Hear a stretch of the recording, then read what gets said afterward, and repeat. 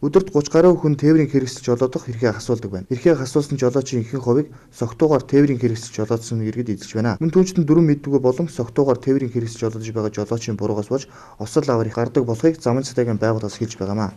Түүнчлэн эрхээ хасуулсан жолооч дахин үнэлэх авахдаа жолооны курсын давтан сургалтанд сууж цагдаагийн байгууллага шалгалтаа өгч үнэлгээ авдаг. Мөн замын цагдаагийн байгууллагаас ч дүрэн зөрчсөн болон хариуцлагагүй жолооч нарт үнэлгээг нь дахин олохдоо хяналт тавина. 7 хоног бүрийн 5 гарагт шалгалт авч хэрв тэнцвэл жолооны үнэлгээг нь олгодог байна.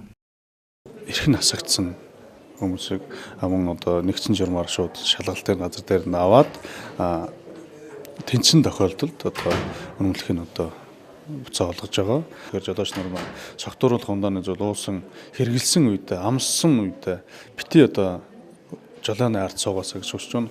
Хоёрдугаарт замын хөдөлгөөний дүрмийг бүүж өчөөрэй.